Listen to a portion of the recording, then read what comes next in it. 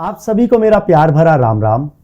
तो साथियों, जिस तरह हर इंसान को अपने जन्म से पहले ही अपने मरने की तारीख यमलोक में लिखवा के आनी पड़ती है, उसी तरीके से भगवान के जितने भी अवतार धरती पर जन्म लेते हैं उनका भी एक निश्चित समय होता है। जैसे ही उनका कार्यकाल इस धरती पर समाप्त होता है, वह अपने लोक वापस चले जाते हैं। तो आज हम आपको बताएंगे प्रभु श्री राम के मरने की कहानी, कैसे उनको मृत्यु प्राप्त हुई। अब हमारा ये कहना बिल्कुल गलत है कि भगवान श्री राम की मृत्यु हुई थी, क्योंकि वो प्रभु अवतार थे। तो जैसे ही उनका कार्यकाल इस धरती पर समाप्त हुआ, वह अंतर्ध्यान हो गए और उन्होंने मृत्यु को धारण कर लिया। लेकिन प्रभु श्री राम जी की मृत्यु में जो सबसे बड़ी बाधा थी, वो थे स्वयं हनुमान जी। अब हनुमान जी के होते हुए यमराज में इतनी हिम्मत नहीं थी कि वो राम जी के पास पहुंच सके। तो हुआ ये, इसका हल भी श्री राम जी ने ही निकाला। लेकिन इससे पहले हम जानते हैं कि श्री राम जी को पता कैसे चला कि उनकी मृत्यु का समय हो गया है। एक दिन क्या हुआ, यमराज जी एक साधु का भेष लेकर अयोध्या में पहुंचे और उन्होंने श्री राम जी से अकेले में मिलने का आग्रह किया। अब क्षत्रिय धर्म के अनुसार श्री राम जी उनसे अकेले में मिले, और जैसे ही वो अकेले में मिले, यमराज ने अपना असली रूप उनके सामने रखा और उनसे बोले कि प्रभु, आपके द्वारा तय की गई अवधि इस धरती पर समाप्त होती है। अब आप मेरा मार्गदर्शन करिए कि हमें आगे क्या करना चाहिए। तो श्री राम जी इस बात को समझ गए कि यमराज ऐसा क्यों कह रहे हैं, क्योंकि वो जानते थे कि हनुमान जी के होते हुए यमराज उन तक नहीं पहुंच सकते। तो चलिए अब जानते हैं श्री राम जी ने इस बात का क्या हल निकाला। अब जैसे ही श्री राम जी को ये बात का मालूम हुआ कि उनकी मृत्यु का समय आ गया है, वो इस बात को अच्छे से जानते थे कि जो इस धरती पर जन्म लेता है उसको मरना ही पड़ता है।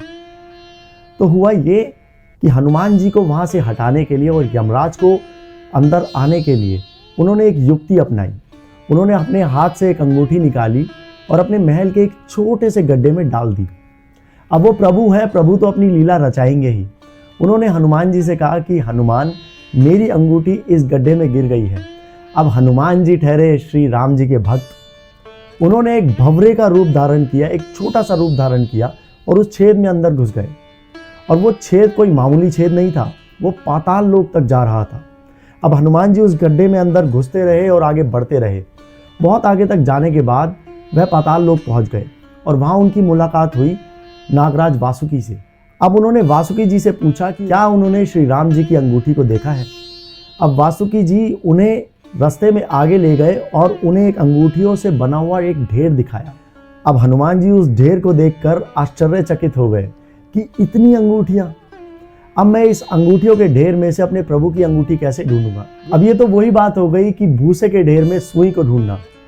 लेकिन सौभाग्य से जैसे ही हनुमान जी ने पहली अंगूठी उठाई, वो अंगूठी श्री राम जी की निकली। अब हनुमान जी सोच में पड़ गए कि पहली अंगूठी उठाते ही श्री राम जी की अंगूठी कैसे हो सकती है। वो दूसरी अंगूठी उठाते हैं और देखते हैं कि वो अंगूठी भी श्री राम जी की थी। और जैसे ही वो अपनी नज़र चारों ओर घुमाते हैं, उस पहाड़ की ओर देखते हैं, तो वो समझ जाते हैं कि ये सारी अंगूठियाँ ही श्री राम जी की हैं।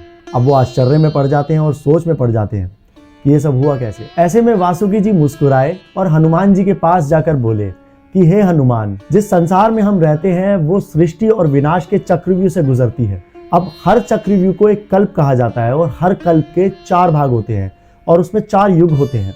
जिस युग में हम हैं उसको त्रेता युग कहा जाता है, जिसमें हर बार राम धरती पर जन्म लेते हैं और एक वानर उनकी अंगूठी का पीछा करते करते यहाँ आ जाता है। और ये हजारों कल्पों से चली आ रही अंगूठियों का ढेर है और ये सारी अंगूठियां वास्तविक हैं और भविष्य में आने वाले सभी रामों की अंगूठियों के ढेर के लिए भी यहाँ पर काफी जगह है। अब ऐसे में हनुमान जी समझ गए कि नागलोक में उनका आना और उनकी अंगूठी को ढूंढना ये कोई आकस्मिक घटना नहीं है।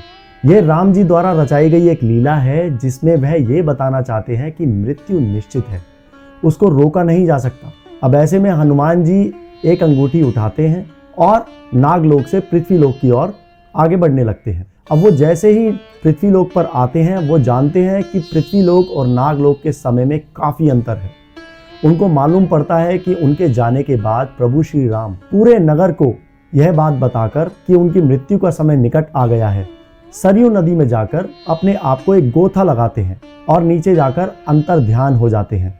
और उसके बाद अपने विष्णु अवतार में ऊपर आकर सबको दर्शन देते हैं और वहां से वह गायब हो जाते हैं। और हनुमान जी को इस बात का पूरा ज्ञात हो जाता है कि प्रभु श्री राम दोबारा से त्रेता युग में आएंगे और उनके प्रभु बनेंगे। तो साथियों, ये थी श्री राम जी की मृत्यु की कथा। और ये कथा कोई आम कथा नहीं है, ये हम सभी को बताने के लिए है कि हम सभी को अपने जीवन में कभी भी कोई घमंड नहीं करना चाहिए। हमें इस बात को जान लेना चाहिए कि हम इस धरती पर आए हैं, हमारा जन्म हुआ है और हमारी मृत्यु भी निश्चित है। तो मैं आशा करता हूँ आप सभी को ये वीडियो बहुत पसंद आई होगी। अगर आपको ये वीडियो पसंद आई है तो इसे एक लाइक कर दें, अपने दोस्तों के साथ शेयर करें, हमारे चैनल पे कमेंट करके जय श्री राम जरूर बोलें और चैनल को सब्सक्राइब करके बेल आइकन दबा दें ताकि इसी तरीके की अगली वीडियो का नोटिफिकेशन आपको सबसे पहले मिले। तो मैं मिलता हूँ आपके साथ अगली वीडियो में ऐसी एक कथा लेकर। तो तब तक के लिए जय श्री राम, हर हर महादेव।